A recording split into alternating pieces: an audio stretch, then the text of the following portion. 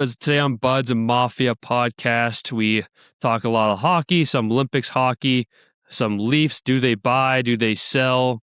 Big win in Vancouver. Season's back, but not really. Break down the rookie race, the Norris race, as well as the Leafs' upcoming schedule and what they need to do over the break. And then we get into some football. A lot of changes in Buffalo, a lot of changes that we like, and as well as around the league. And then we break down and preview Super Bowl 60 and, of course, the Farmers Insurance and our betting segments. Hit that subscribe button. We'll talk to you guys later. Tavares coming out, sends it in a goal. They score! They score! Holy mackerel, they score! Morgan Riley! Mo Riley! The Leafs have won it! They're going to the second round! Gonna run for it, he got it! And there he goes! Inside the 10, the 5! Oh, the play of the year in the NFL!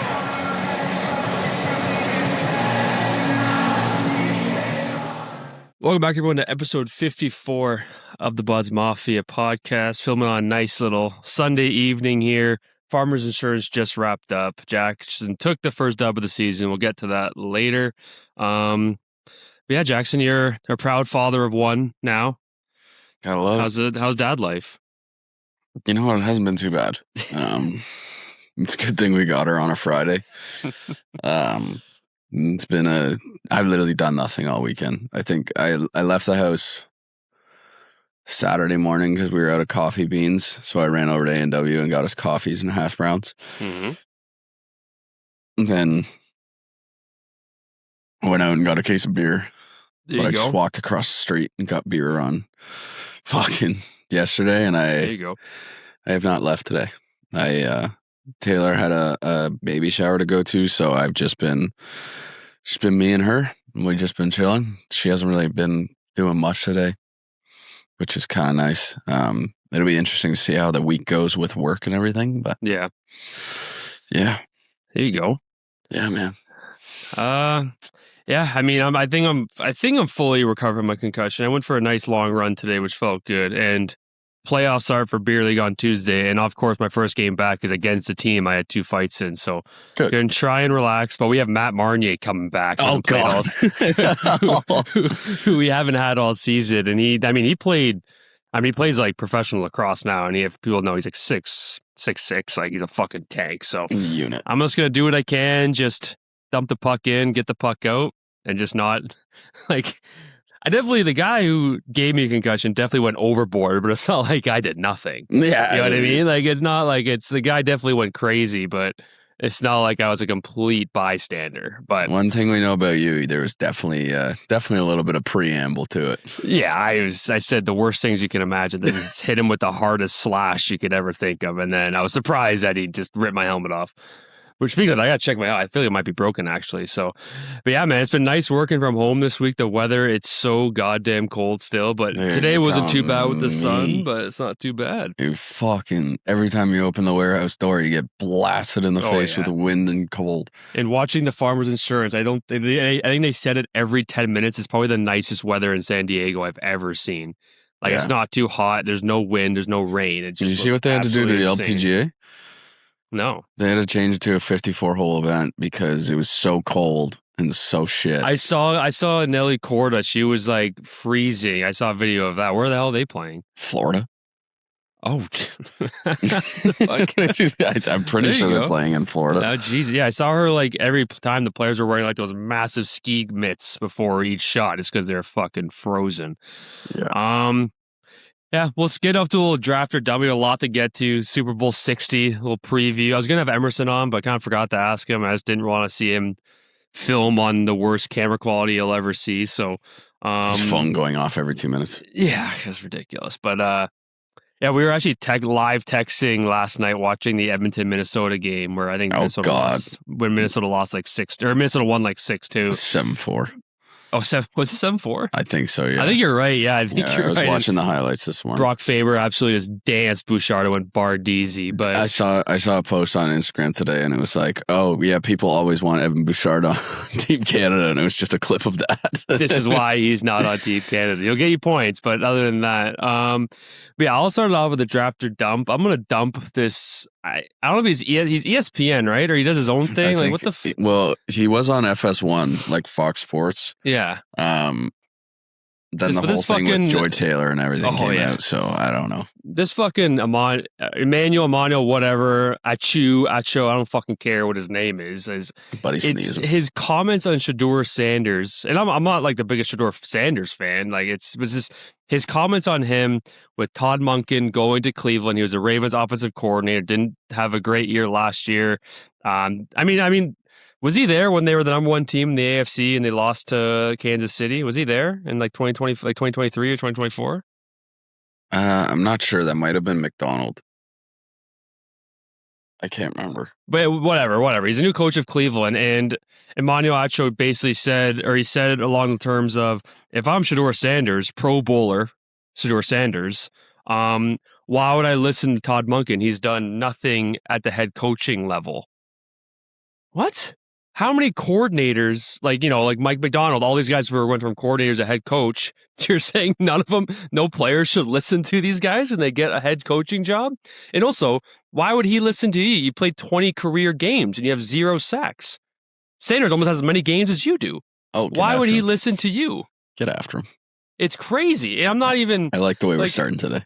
I couldn't believe it. Again, I don't care about Shedeur Sanders. It's just the fact that he said, why would he listen to this head coach who's done nothing as a head coach? He's a second-year quarterback who probably started, 5 or 6 games last year, Shedeur? And, I mean, he had more interceptions and touchdowns. He got drafted this year. Sanders? Yeah. No, I'm sorry. I meant this year. Like, he probably started 5 or 6 games, something like that. Maybe a bit more. I can't remember. But oh, yeah. I don't know. Yeah. And, again, you played 20 games. So why would, if it's based off success at the level, why would he listen to you? It's just absurd, the take he had. But yeah, we'll get to more stuff in the NFL, but it was insane. Yeah, I've got a tidbit on the Browns. I don't know what you got for this past weekend. Dude. I had something. I'm not gonna lie. I got zip. Sleep has been all right. Like I've slept pretty well. You dropped sleep? Let me tell you, it hasn't been too bad. She's been pretty good. By the way, Jackson's not actually like a father of a baby. He got a dog. I don't know if he actually ever stated that. No, I got a kid. I got a kid. He's got a couple kids on the way. Got a couple kids. Yeah. Don't know where they are. Don't know where they are. One's in Bangkok. As they all are. Oh God, I can't even remember. I'll just draft the fact that golf's back. Justin Rose was putting on it. The amount of times they said he's going to break some sort of record for the. Like he's going to break Torrey Pines' 72-hole record. He already broke their 36-hole record. Mm-hmm. On fire. And watching Joel Damon, the amount of times they brought up the fact that Joel Damon is not completely exempt this year and is fighting for his life, basically, was ridiculous. So golf's back. I'm happy. The coverage on Koepka too was crazy. They showed him all the time, which rightfully so. He's a 5-time major winner, and they showed that cart path shot all the time. That cart path shot was gross. It was crazy. He texted me that I didn't see it. I wasn't paying attention. And dude, I saw when you texted me back, I texted Ryan and I said Koepka off the cart path, absolutely disgusting. And Ryan said on purpose. And as soon as you said that, I was like, oh God, he thinks I meant. He hit it onto the cart path, off the cart path to the green. I was like, are we hyping this up? Yeah. Yeah. But no, I'm pumped for it. I mean, we got an insane slate of the next 4 weeks because we got Phoenix Open next week, which Jackson has the first overall draft pick, 1-0. Next week after that, I think it's the Pebble Beach Pro-Am. Rory's going to defend that. And then the Genesis after that. So it's a pretty sick 4-week schedule we got coming up. The next 5 months of sports is insane. Well, we have two more Leaf games before the Olympics. Me and Jack were texting back and forth about the game last night. Just absolute must win. It was an absolute must win. I was crying because Taylor didn't get much sleep on Friday night. And, she didn't really love being in the bedroom, so we took her out to the living room, and I slept on the couch. So I said to Taylor, I was like, just go to sleep in the bed, and I'll just stay out here with her. It'll be fine. And she slept pretty well through the night, but I was texting Ryan back and forth as I'm like, playing with the dog, trying to watch the Leafs game at the same time. And I turned out she doesn't like watching hockey. It's a little bit too fast paced on the TV. And considering I have a 55-inch TV and she's literally a foot tall right now, doesn't love it. And then I started watching the fights and she didn't love that either. So I watched the fights on my phone. But yeah, it was an absolute must win. And you were ahead of me when Matthews scored the winner. And you texted me and said, "Come on, Poppy." And I was like trying to fast forward my feed and it wasn't going. And then you texted me so back and I was like, all right, how's he score? We're back now. I think I tweeted right after they won. I tweeted on the Buds and Pucks channel saying, "Trade for Panarin. We're so back. Plus, here we come." But yeah. Let's get into some news around the league here. One signing, Sam Malinski of Colorado, signed a 4-year deal, 4.75 AAV, 27 years old, undrafted. He's got 25 points 53 games. I mean, Colorado has easily top 5 D-core in the league. Devon Taves is out right now, so Malinski's actually playing with Makar. I don't know. I mean, I don't watch a ton of Colorado games because up a little late, but he's been insane. Spin Chicas guys talking about him a lot. And they actually said he left a lot of money on the table, being only 27, maybe the role. The Colorado but team is playing fucking insane, dude. The team is crazy. A joke. Yeah, and I mean, I was watching the Colorado Detroit game yesterday, where I think Colorado won like 5 or 6-0. McKinnon got 2 goals to get the first of 40 this year. But such a greasy play on DeBrincat. You see what he was doing to DeBrincat in that scuffle? He was like trying to break his arm. That was like, he was legit trying to rip his arm out of that guy's socket. Yeah, and people are losing on their mind. But he's a psychopath, and that conversation with him and Eric Johnson were fucking that was so funny. Did you get a spray tan? He's like, "What are you talking about?" He's like, "Don't fuck with me. I know you got a spray tan." That's a spray tan. That's 100. Dude, his teeth were so white. Oh yeah. But yeah, no. Colorado's still buzzing. I mean, they've been on a weaker stretch, but when they're at their best, they're still one of the best teams in the league. And Minnesota too. I watched Minnesota play Edmonton last night. If they can get a centerman. Like, I'm a big fan of Joel Eriksson Ek, and I like Ryan Hartman, but they can get another center. Like, I heard Trocheck's name's linked there, which I think that would be really good for them because Quinn Hughes is absolutely, him and Faber, probably the best deep pairing in the league right now. Walls had been on a skid, but he played solid yesterday, even though I heard they might trade him for a top piece, which is hilarious. Billy G just going for that GM of the Year award. Just doesn't give a fuck. But yeah, and I was listening to Chicklets the other day. I didn't know they had Gavin McKenna on. And Penn State played Michigan State at Beaver Stadium, and there were 70,000 people outdoors for that game. Yeah. It was crazy. McKenna had 14 points his last 7 games since the World Junior, so he's been buzzing. Penn State lost, though. They lost in overtime. Michigan State's probably the best team. Parter Tone, they got an insane team. But so he's from UConn. He's from Whitehorse, and it's funny, like Whitehorse has like 30,000 people, and all of UConn has like 35,000 people. Like, it's literally all Whitehorse and like little towns outside. And he said this past few weeks, or at one point, it was with the wind chill, it was minus 70. Dude, I'm telling you, it's been fucking cold. That's crazy. In the morning, I left for work early last Monday, and I like after the snowstorm, and it wasn't crazy cold. But I was on the road at 3 a.m, and I got to the warehouse, and the way they plowed the parking lot, dude, there's 4 feet of snow in front of some of these doors. So I had to get out there, and our snowblowers were broken because we haven't had to use them all year. So it was just shoveling fucking snow at 4 a.m. Oh my God. Yeah, what else we got? Oh, Columbus. I mean, Columbus now, they're ahead of Toronto. They're like a few points out of playoffs. They've won 5 in a row. They're 9-1 in their last 10 under the new coach. This I'm going to talk about later. I guess we can talk about it now with the whole Norris trophy voting. Makar at one point was like minus 500, 600. Now on FanDuel, he's a minus 145 for the Norris. Werenski has 60 points in 50 games. Out of his mind. 19 goals.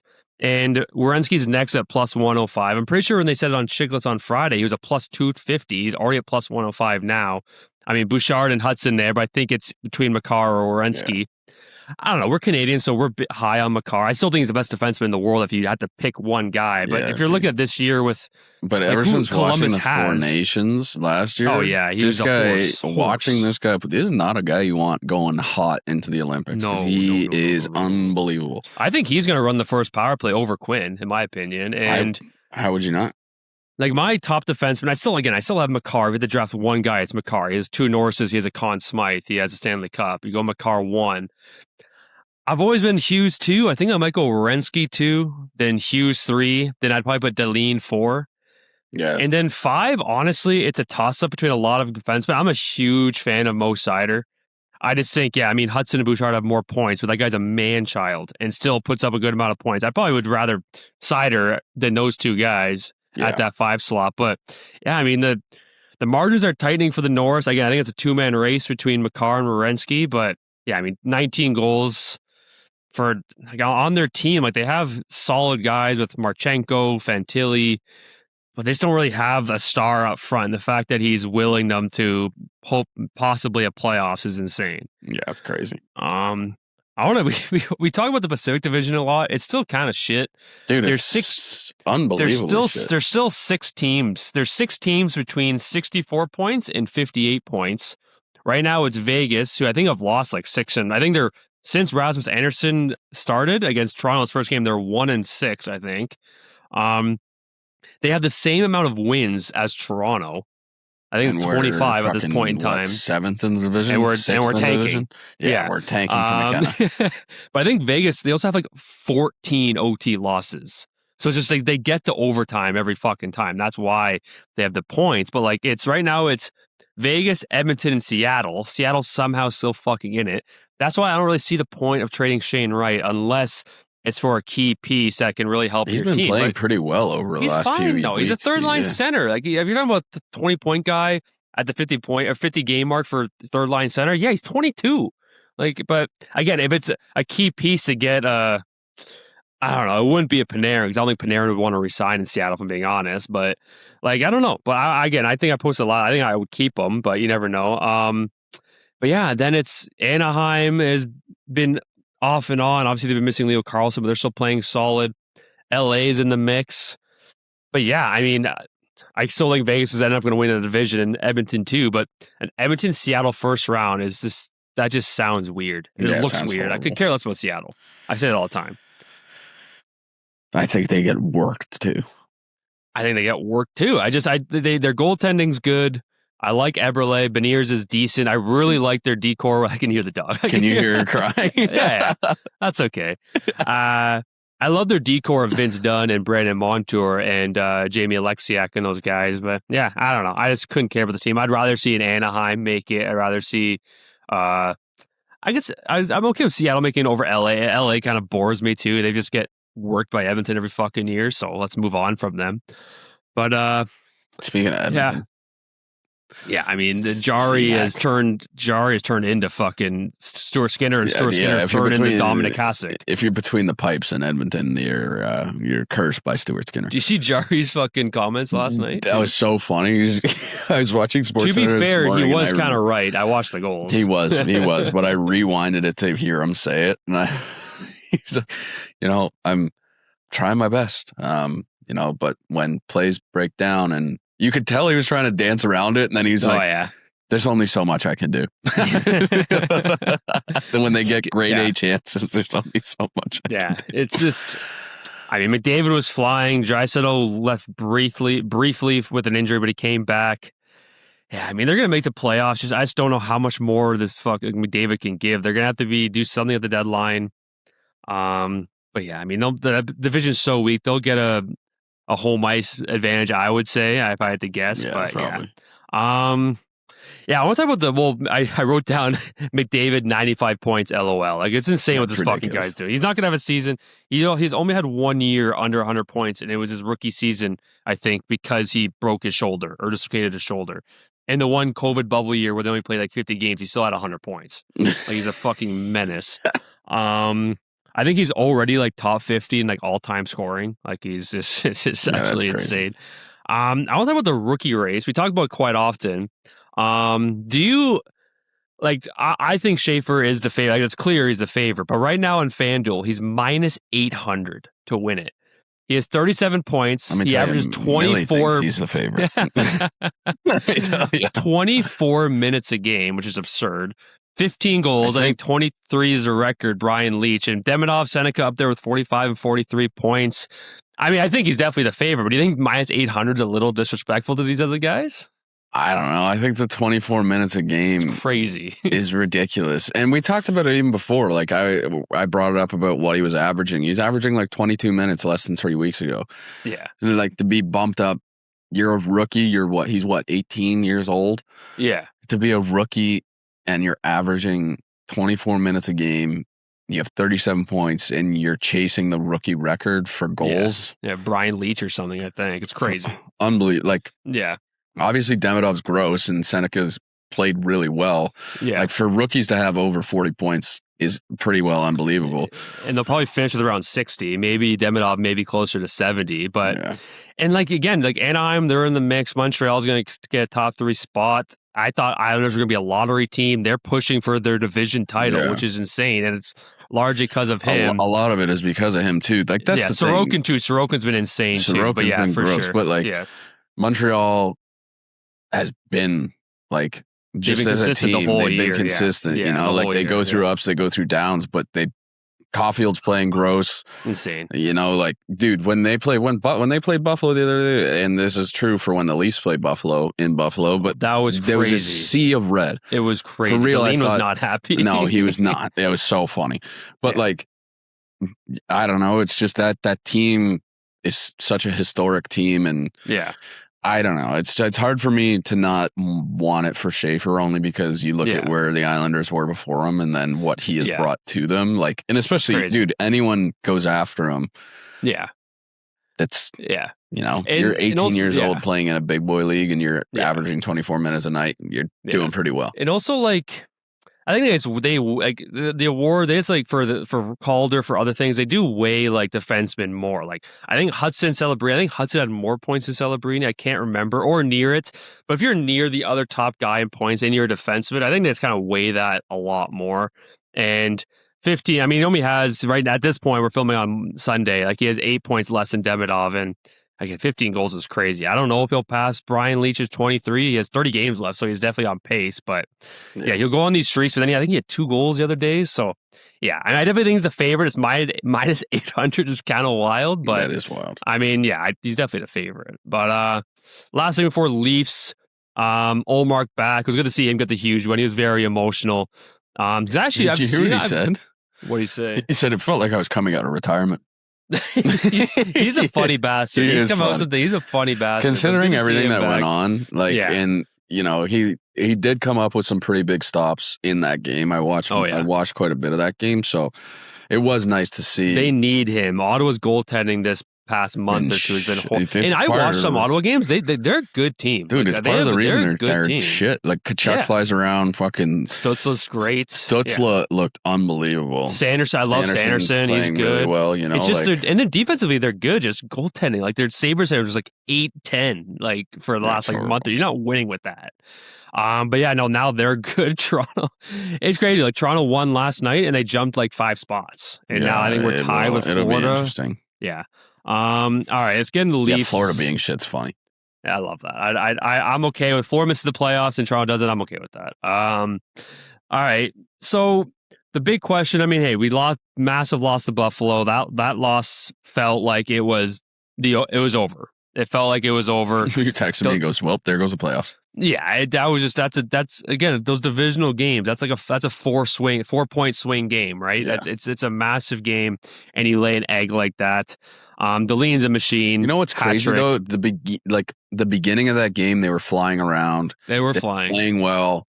They were playing really well. Thompson, like the goal that got called back. Yeah, you know, it seemed like you took a lot of that energy, and then like the second period and the third period, it's just shite.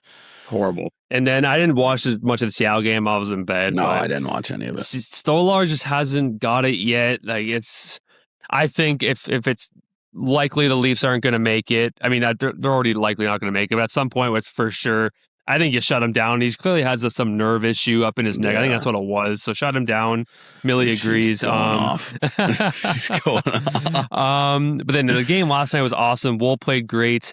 That save off the Nylander turnover was hilarious. Where Nylander just off his skate. Matthews, dude, I will say Matthews looked great though. He's trying, dude. Like he looks great to me. Gassed by overtime. Oh my god. Nylander, the one thing that made me so mad, like Nylander played really well. He was putting the puck on the net. That's first game back. Yeah, first game back. But then there was this part in that overtime where like the puck goes down into the defensive zone, and the puck kind of gets shifted up the end wall. Mm-hmm. And Nylander kind of like circles away from the puck, and then they just take it. I'm like, dude, what are you doing? What are you doing? Just take the fucking puck. His defensive instincts just make me laugh sometimes. It's crazy. But it's Willie. Riley left the game. I'm not sure what the injury was. I didn't really understand it either.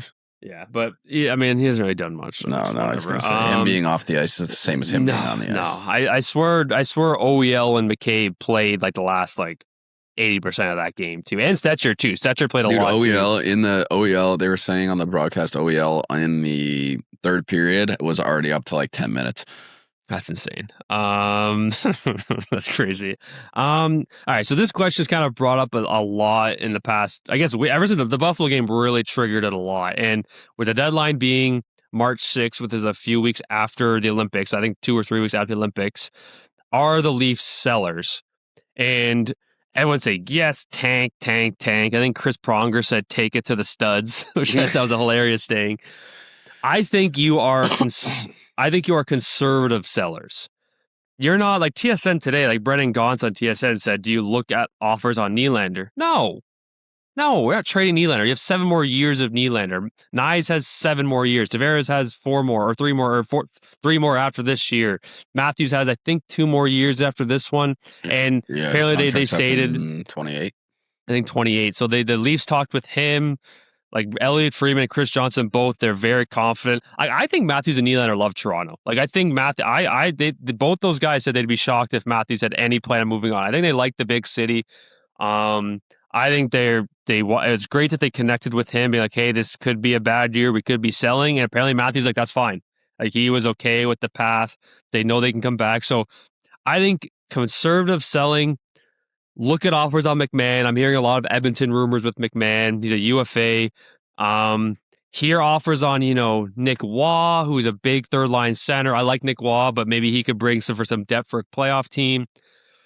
I'll say here offers on OEL, which I would, he's our best defenseman, so I think that's a long shot. But if a team offers, like, again, Carlo went for first and mint last year. If OEL could maybe get a first, like for how well he's Olympian. He's literally an Olympian. So for Team Sweden. Yeah. So again, conservative selling, people saying take it to the studs, Chris. Got first name basis. No. Like it's, if Matthews' contract was up next season and he has no extension, then I would consider that. He has years left. That's a player you build around.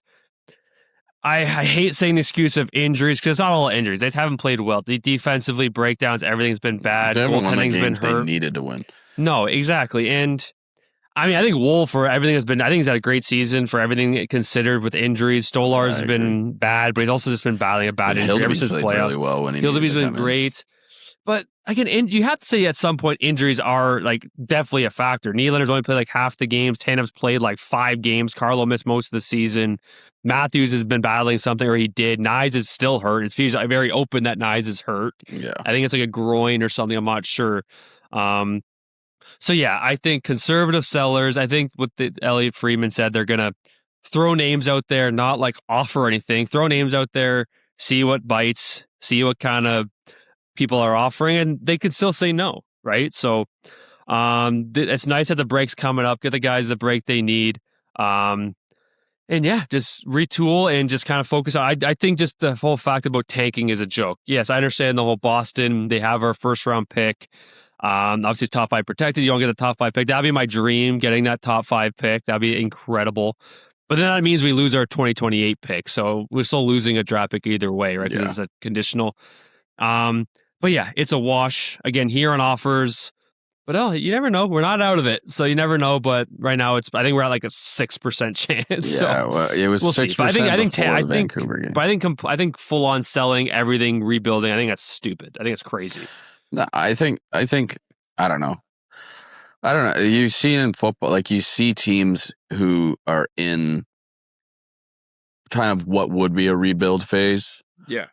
In different sports, and there's kind of a middle ground now, and you have to be a kind of a destination city, people who want to play for you. But yeah, I don't think you have to go strip rebuild. No, again, if Matthews was up next year and didn't have a deal in place, that's a different story. You know what I mean? Yeah, I agree. But I don't know. We got some time. Millie agrees, but yeah. All right. Let's talk some Olympic hockey. I know next week it will be a lot more because it starts February 11th. Canada plays on the 12th, so next week. I didn't realize the women start like right away. The women start on the 5th. They start first. They're already there. Yeah, so they're up there. Our last game. We played Calgary. We're filming on Monday. Calgary plays Monday. They have Calgary Monday, then Edmonton on Tuesday. But yeah, I mean, kind of the injuries still right now. If I'll go through them for some of the teams, we play Czechia first. Canada does 10:40. Point, and these are all based off ESPN. Point estimated return is this week, which is good. Thompson day to day now, which that happened recently, so hopefully he's okay. Devon Taves is supposed to be back this week, even though so when he was selected to the team, all that stuff happened, and then his wife's pregnant, and he says like if his wife's pregnant, like if she gives birth, like he's not gonna play. Which he did. Like, did you tell the team this? He's like, no. He's like, oh, okay. No, hands off. Yeah, hands off. But yeah, so we'll see about that. The Taves is not gonna play. Bring Schaefer Daddy in. But it seems like Point should be fine. I think Thompson will be fine too. Sweden has a lot more injuries. Leo Carlson obviously out. Elias Lindholm, they say estimated returns like the day before the tournament or the day of the tournament. Sick. Landeskog, he says estimated return February 4th. That'd be awesome. That'd be so shitty if you missed it. Hedman, he's missed a while, but I think he's actually playing in today's outdoor games. I think it's his first game back. And then USA, Seth Jones, obviously we knew that he's out, and Jack Hughes left the other day, but she should be back this week. Yeah. So we'll see. There's no other injuries. We're in Group A. We have Czechia, Swiss, and France. We're minus 450 to come out of the group. Next group, Slovakia, Finland, Sweden. Jesus Christ. Italy. Jesus Christ. That's a good group. Poor Mario and Luigi down there. They may not see the light of day. Sweden, they're minus 150 to win Group B. Dude, how did the US get that? I was going to say, dude, Latvia, Germany. Germany is fine. Germany will be good. But Denmark and Latvia. Well, Latvia won't be too bad because of the goaltending, but like Merzlikins, I think their goalie is. Yeah, I mean, yeah. And Denmark, all I know is Bjorkstrand and Ehlers. There was that other Latvian goalie he played for. Oh, I can't remember. Anyway, but yeah, USA is minus 1,000 to come out of the group. So, I mean, yeah, my prediction, I still like Canada should come out of the group. Sweden on paper should. No Barkov or Finland's tough, but Finland I know like Sweden beat them in the World Juniors this year, but Finland has always just been that scrappy team. I remember they gave Canada a scare in the semis at the Four Nations. Like they're a team that you're never going to blow out. Like never. Mm-mm. They just hang around. So I think Finland had the second best odds. That division may beat the shit out of each other. I love Sweden and Finland in the same division. That's awesome. And USA, yeah, I mean, what I would pay to see like a Germany upset versus USA. Oh baby. But Draisaitl has 7 goals. Yeah. But yeah, I know Czechia should be a good game. I mean, Pasternak, Marty Necas still have some speed that hopefully our big D men back there can keep up with. But I'm confident. I'm very confident. I'm pumped. Yeah, I'm pumped. I'm nervous. We with the Bills and the Leafs, we need to fucking win. I'm gonna be on afternoons for the first week of it, so I'll be able to watch every game. God, I can't change the channel, and I'm just watching like this Republican Michigan like hot seat or something. I don't know what the fuck's happening, but yeah, it's weird. He's acting as if he doesn't watch it all the time. All right, I'm gonna go grab the little pup so she can have an introduction. I love that. And then we'll get into the NFL. Let's see Millie Bobby Brown. Millie. What do you have to say about the Maple Leafs? Yeah, I agree. Wow. Does not like That's Morgan Riley. crazy. Were you happy that I won some money on the fights? I want money too. Yeah, she liked that. What are your thoughts young on Mitch Millie. Marner? What do you think about Mitch Marner? The shits. He's a bitch. Golly, Millie, we don't swear. Come on, girl. Millie, relax. Millie. All right. That's Millie. Very cute. Millie. She's Father going a of little one. crazy. Father of one. Also have some children in Bangkok. I rated in some NFL here. There's a lot of Bills talk. Let me tell you, Millie is going to lose her mind when I start talking about the Bills. She's also not going to be happy that I just dropped her, left her alone. Yeah, we can kind of skip over what you said about Acho because, you already kind of talked about it. I talked about it. Quickly, some news.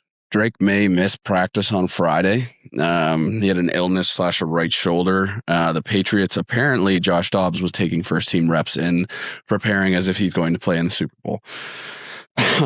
I doubt it. Drake May's definitely going to play. There's no way that he doesn't. But yeah, we'll get into the Super Bowl in a little bit. So Joe Brady's press conference, I thought it was great.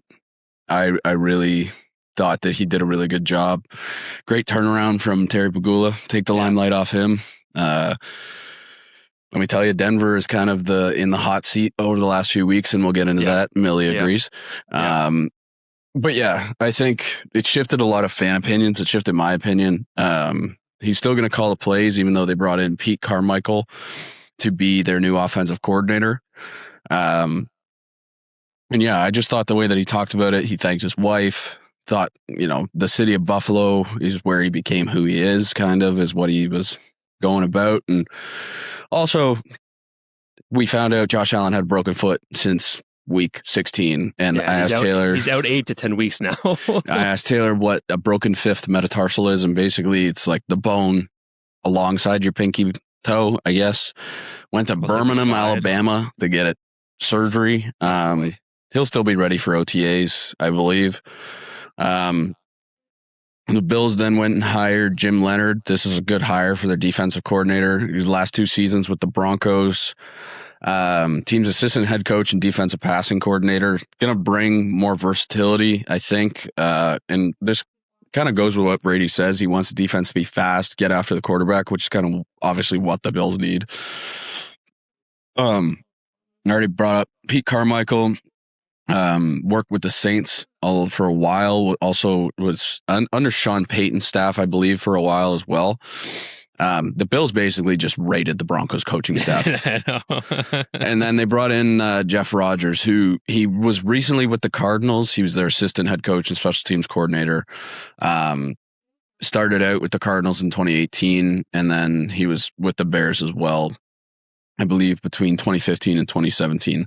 So filled all the slots pretty well we needed to fill. We also got a new O-line coach as well. And I think, I don't know, overall, I'm pretty happy with the hires. Yeah. It's just going to be bringing in those key pieces to actually, Yeah. Because last episode, I think it was like the day after Brady, which just always happens to us. It was the day after, I think it was like the Tuesday Brady was hired as the head coach. So we weren't able to record. And again, we've talked about Brady a lot this year, even though I thought in the playoffs, like, again, I think Jacksonville was one of his best play callings of the year. And I thought Denver, besides the interception, it was tough. But like, we were tough on it. But then, like you said, I think looking at the press conference, the team was fired up. The whole team was there. They were fired up. And Josh Allen was happy. And I'm happy for him. He seems to be so fired up. He's happy. He's got his guys. I like the coordinator moves they've made. And I'm being positive about it. I like it. I'm very fine with the move now. I was pretty happy too. Like, people kept asking me, they're like, obviously you're our Bills insider. We need to know what you think. And I was, when it first came through, I was pissed. I was like, man, I can't believe that you're not even going to wait. What's the point in waiting? You wait until the Super Bowl's done. You have to interview Kubiak at least twice. The Raiders and the Cardinals still need a coach. They're most likely going to get him. I don't think Kubiak probably wants to come into a team that already has a culture set. Yeah. And now you don't got to learn a whole new offense. And I think Brandon Beane, it's gonna.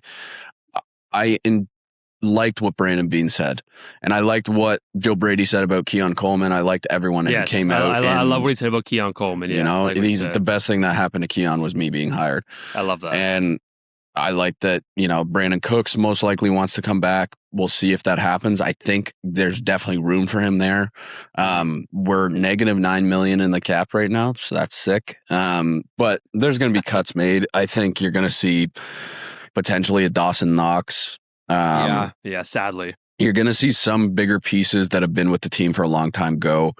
But you need that to make room for, you know, bigger things that you need to bring in. You need to bring in a number one wide receiver. You need to bring in a number one edge rusher. You need people who can get after the quarterback in the interior. You need to stop the run. You need linebackers. I really like what the team has done. I like that Terry Pagula hasn't stepped behind a mic. There's been a lot that's gone on in the coaching carousel, so we won't spend a crazy amount of time on the Bills, but I think going forward, now is the time where you need to draft well. You need to go out and get a good wide receiver. I think you spend some time with the offensive line as well, even though we had probably one of the best offensive line in the NFL this year. And then also, like, another reason, it was the Bills averaged a crazy amount of points every single game. So it's like, yeah, for as much as we rag on Joe Brady, a lot of it, you know, you want to say comes straight from Josh Allen, but the pieces have to be put together, and that comes from OTAs to the field, and that comes from training camp to the field. So a lot of it is on Brady. And, you know, I love Sean McDermott, but for a defensive coach, we've had defensive failures every single postseason. We need a good defensive coordinator who can come in and, you know, really reinvigorate this defense. So yeah, I'm pretty pumped with the moves they've made. We'll go on from there. But let's get to some other news. I don't know if I want to start with the drama in Denver or the Vikings firing of Kwesi Adolfo-Mensah, their general manager. They put both hilarious, both just crazy. Well, I think the drama in Denver is funnier, only because basically Sean Payton came out in a press conference and said Bo Nix's ankle was not a matter of if, more a matter of when. Bo Nix did not like that. I believe Sean Payton divulged information about surgeries that Nix may have had in the past, and Bo Nix basically came out and said, you know, I wish he had not say that. I'll be ready in 4 to 6 weeks, and I'll be good to go on my off-season training, and I'll be back for next year. It went from the Bills getting absolutely torched to, Denver is now the dumpster fire of the NFL, which I love. But yeah, I don't know. I've never been a big guy of like coaches coming out and saying stuff like that. I feel like it's, you know, I get it from a standpoint of you want to let the media know, but there needs to be some sort of connection between the two. Yeah. It can't seem like a total disconnect between player and coach. You know, it's almost like you separate church and state. I don't know. I don't think it's going to cause dissension within the team. I think that what that team built over the last few years is going to continue to be good. But obviously not a way you want to start your offseason with your head coach and your starting quarterback getting angry at each other. Yeah. And then drama in Minnesota. You could call it Manic Minnesota if you want, if we're going to keep going with the onomatopoeias. So basically, the Vikings were not happy with their general manager. Obviously, let Sam Darnold walk in free agency. Then the Vikings went from finishing 14-3 and going to the playoffs to finishing 9-8 and missing.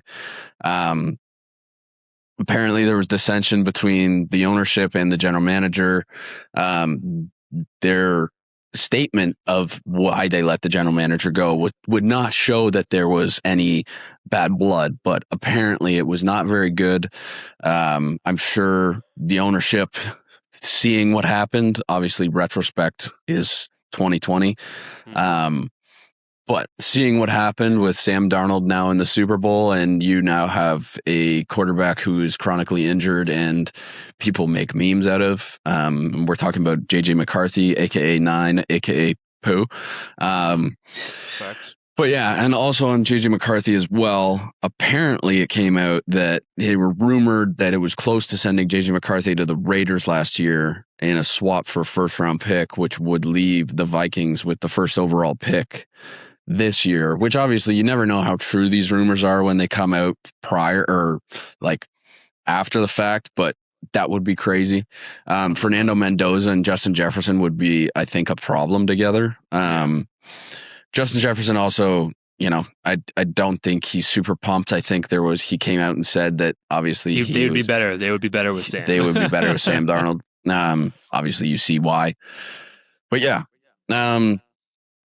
just a little bit of drama, especially when you get to this part of the year with how many head coaches got fired, general managers, coaching carousel. It's kind of crazy. Now, pretty well everyone's got a head coach. There's still 2 vacancies, and that's Arizona and Vegas. Well, Arizona, no, I think it's official. They hired Michael. I think it's just official. Mike LaFleur. Okay. I think they got Mike LaFleur, yeah. They both did a second interview with Quebec, and then it was rumored that it was most likely going to be LaFleur, which was the OC for the Rams. Yeah. And then Quebec is going to be nailed in as the head coach of the Las Vegas Raiders. He has $90 million in cap space. He's going to have likely Mendoza, Bowers, and Genty. He's gonna have full control. I think it's gonna be. I think it's gonna be a good spot. And for Trey Tucker, like you're not gonna be in a bad spot. You can seeing what he's done with that. Seeing what he's done with that. Seahawks offense. It's hard to say no. So just gotta bolt up that O-line. Again, I think they have the weapons. I'm still a fan of Genty. I don't think he's this generational player that maybe they thought, but he still has tons of time. Their O-line was one of the worst in the league. So yeah, Bowers is still one of the best tight ends in the league. Whenever he was hurt a lot last year, but whenever he played, he made stuff happen. He was really good. So. And he still have Max Crosby. Will he still be there? We'll see if they show improvements. I feel like he likes it in Vegas. Who doesn't? But we'll see. He's going to come to Buffalo. That'll be an interesting division next year with the Chargers if they're healthy. Broncos, Chiefs are going to be banged up, and then you have the Raiders. It'll be interesting to see. Yeah, that'd be an interesting one. Ready for some Super Bowl 60 talk, baby? Yeah, maybe it'd be an interesting one. The Ravens hire Declan Doyle as their offensive coordinator. He was with the Bears before. That's about all I have on that. Eagles hire Sean Mannion as their OC. Former Packers QB coach, and I just wrote he can't be worse than Petula. Yeah. Sorry, on part of my take, they had Mike Florio on, and they said what they think the issue is kind of surrounded by Jalen Hurts, is where they've had offenses that they put in place, and then Jalen Hurts kind of does what he wants. He doesn't really follow the game plan as much, which, again, when they're clicking, again, they had one of the best overall teams I've ever seen last year at their best. But this year, Petula had an offense, and that just didn't fit well with Jalen Hurts. Jalen Hurts is not he's more of a escape the pocket, find guys cutting across the middle. That's kind of his game. And there wasn't a much. So I think what Mark Florio said is they need to have a coordinator who just tells Jalen, like, what do you want to do? Let's get on the same page here. And then go from there. I still think they'll be good. We'll see if AJ Brown's there next year. Apparently the money in the whole contract thing is it's a nightmare for Philly. But I love him in Buffalo. But go get a Devo wide receiver. Yeah, because George Pickens is likely going to get franchise tagged and no long-term extension. I kind of figured that. Mike Evans could be a target for Buffalo. Yeah, I saw that too. There's some other guys, but yeah. It'll be interesting. Man. Interesting season. Let's do some Super Bowl 60 talk. And as of now, I think some sports books are different, but as of now, Seattle minus 230. I think right now they're 4.5 point favorites. Some places have them 5, but 4.5 or 5. Like, it kind of is crazy to me. Like, New England's obviously the underdog, but I don't know. You think it's a lot of points? I don't think it's going to be an easy game. No. They have New England's got an amazing running defense. They have amazing corner and Christian Gonzalez. One of the best, And, honestly.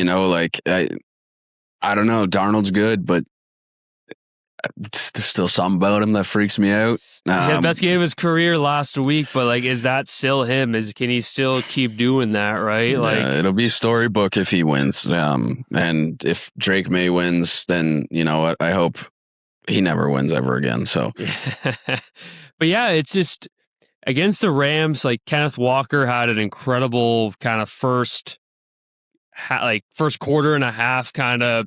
He had like 60 or something yards, and then he got shut down. But then that's when JSN came into picture. Cooper Kupp had some great plays. So it'll be interesting what the game plan is. They're very dynamic offense. I think it's going to be I think New England has some of the best secondary when like outside targets, so outside the numbers. So I think you're going to have to attack the middle. Robert Spillane may be out. I'm not sure. I know that I believe, got injured in the game against Denver. So it'll be interesting to see what goes on. I still got Seattle. I think their defense is playing at an unbelievable clip. They have a humming offense, and if New England's offense can't figure it out, which they have not really played amazing throughout the entirety of the playoffs, obviously the playoffs is a last man standing wins. So it doesn't matter whether it's pretty or not. You just fucking got to get to the next game. That's all you really need. But yeah, it'll be interesting to see. So we got some touchdown props. I just put them on our screen here. Obviously, Walker -1.8. I think I don't know what his yards will be, but Seattle will march down the field at some point, and he'll likely punch one in. Ramondre is not in kind of the minus odds is crazy. He's played unbelievable. I think it's crazy too. I love Barner anytime. Yeah, Barner's played really good too. Again, you can see them maybe really clinging to JSN, and he's been a very kind of safety nod kind of player for Darnold. He's made some big plays. I like Barner, and Emerson always talks about Barner, so I don't hate that at all. Some of the MVP odds, obviously, quarterbacks will be 1 and 2. Like Darnold's a +110, May +230, JSN +600. Then you go down the list. If Diggs +4,500. Dude, if Milton Williams wins, I'll cry. That'd be so fun. Let's give this is kind of off. I kind of have some props here. Let's give a 3-pick parlay out, a combined one between me and you. Not much of a commandments, but like a 3-leg parlay that maybe we can ride. All right. We can each say one, then maybe we can combine on the last one. What do you like? Sounds good. I like. I'm looking at the lines right now. Darnold 1+. Yeah. I'm taking a look at some of these lines here. Darnold 1+. Okay, there's still some other stuff. I fucking said, give me Barner anytime. +240. I think, again, Christian Gonzalez, they could have some schemes for JSN, which I don't know how many schemes you have for a guy like JSN, but Barner has shown throughout the season he's kind of a red zone threat and kind of a safety net for Darnold. So I like Barner there. A little bit of juice on that one. Let's take Kupp's over. I like to. He's a fucking gamer. Like he's, again, like the Rams, I think the Rams coordinators or coaches are trying to tell Kupp to retire. He had a great game against the Rams last week. And again, I can't see him getting for too many yards, but he's going to make some big plays. If Seattle has a lead going down into the fourth quarter, obviously they're going to run some plays, but like a 3rd and 6, I can see them finding all reliable Cooper Kupp. You know what I mean? So yeah. So I like that. So our Darnold 3-pick parlay for the Super Bowl is going to be Sam Darnold 1+ passing touchdown, Barner anytime, and Cooper Kupp over. To Seattle. I wasn't touching a New England player. No, I wasn't touching one of them. I wasn't touching one of them. And dude, all those tweets I was seeing last week of like Diggs deserves this and everything, I wanted to punch a hole in the wall. He had 16 fucking yards against Denver, and he deserves it. That's what everyone should say. All right, man. I'm pumped for that. Pumped for the Super Bowl. Do you want to wrap up with a little bit of golf here? Yeah, I mean, there's not much to talk about for the Farmers Insurance other than the fact that Justin Rose is an absolute stick. I love Justin Rose. He's been playing great, dude. Dating back to the Masters, he was great at the Ryder Cup. And yeah, I mean, he shot, 24 under, 23 under? Ridiculous. But yeah, so let's see. So I had Pavon and Stevens, who both kind of finished, I think, 30th to 35th. Luke Clanton got cut. Pendrith was cut. Harris English, I actually think, finished like top 20. Yeah, and Maverick McNeely kind of took the dub for you. I think he finished top 10. He played really good. 1-0. So you take the dub, 1-0. Phoenix Open. Again, like we said, this next stretch of tournaments here is insane. But you have the first pick. Who do you got? This is a tough one. Millie's not helping me. I'm not gonna lie. You know what? He played pretty well overall in this tournament, and I think it's a little early to take him, but I like it. I'm gonna take Sahith. He played great this weekend. Yeah, he played really good. I think he finished top 15, maybe even top 10. Yeah, he played really good. He shot 66, I think, today. And he's a guy who I think he's had some ups and downs, but when he has he'll have a 3-tournament stretch where he can play really good. So I like that. Same kind of thing. This guy maybe a bit high right now, early on, but he's one of the best putters in the world.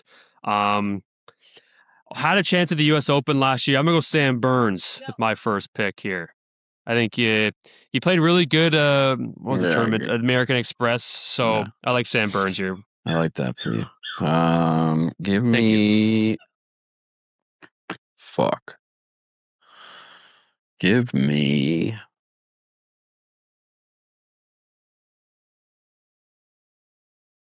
God damn it! I don't want to take Corey Connors this early. I want to take a Canadian though. Nah, take Nick Taylor. He won it 2 years ago. Just not in the cards. Give me Austin Eckroat. All right. Millie hates that pick. She does. I hate it too. Okay. It's an insane field. I was thinking of taking Damon, but I don't know. This guy, I love Joel Damon, and we talked about it earlier, but he just gets in his own head sometimes, but he's such a good golfer. It's maybe a boring one, but I may pick a guy you just had.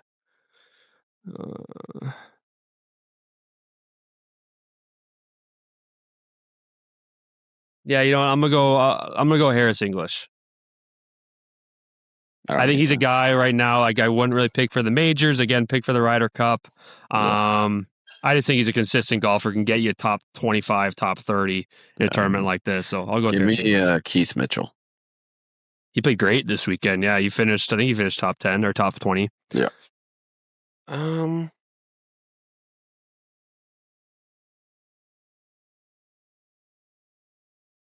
don't know how you pronounce his last name, but give me Tom Hoge. Tom Hoge. Iron play monster. I just think he's a great approach player, and we'll see. Again, it's hard this early on when you have these signature events early on. You want to pick a big dog. Yeah. I was debating on picking Matsuyama. I had my eye on him. He won a back-to-back, I think 2016, 2017, and he played pretty solid this weekend too. Yeah. All right. Some betting segments? Yeah, we'll do betting segments. So Jackson, Jackson, you have... Let's just read off again. I have, for the Phoenix Open, Sahith Theegala, Austin Eckroat, and Keith Mitchell, and Ryan has Sam Burns, Harris English, and Tom Hoge. Love it. Lock of the week now, wrapping up. I actually Bedard anytime. He did rip. I don't know if he saw his goal against Pittsburgh the other night. Yeah, he absolutely ripped it. And I know we just got talked about being a lot of points. I will take Seahawks minus 4.5 because I just want that to happen. I want that to happen. I wouldn't be surprised. I mean, again, it's a real test for New England. They've been proving people all wrong all year. But I love the Seahawks team, and I'll be cheering heavily for them. Yeah, I agree. I got this week's lock of the week. I'm taking Leafs money line against Calgary, and Leafs money line against Edmonton. There you go. I was confused when I saw 2 Leafs money line. I'm like, what the fuck is this guy doing? Did you win last week? You're 7-15. No. No, I'm 7-15. I changed it. Yeah. Bet the farm. I was close, but not really. Still 0-22. I had Lightning money line, Isles money line, and a bunch of other shit. But I got Bruins money line, Canadiens money line, Wild, Avs, and Wings money line. Did you win last week? I'm assuming. I realized my bet the farm is what I have for the Super Bowl. So my bet the farm still is live for episode 53, which is crazy. That's on me. I'm pretty sure mine and yours is the same now that I'm looking at it. I took a bunch of hockey money lines, and I'm almost positive it's the exact same. So There you go. We'll ride it together. All right, man. Next episode, we'll be talking about the end of the football season. Hopefully, it's not a Patriots win. That will suck ass. But, all right, man. Episode 54. Go comment, like, subscribe on Buds Mafia on YouTube. Follow us on Spotify, as well as Buds and Pucks on X, TikTok, and Instagram. Here we go. Go Buds. Go Leafs. Go Canada. Go Canada. We'll talk to you guys next time. Tavares coming out, sends it in a goal. They score! They score! Holy Makar, they score! Morgan Riley! Mo Riley! The Leafs have won it! They're going to the second round! Gonna run for it, he got it! And there he goes! Inside the 10, the 5! Oh, the play of the year!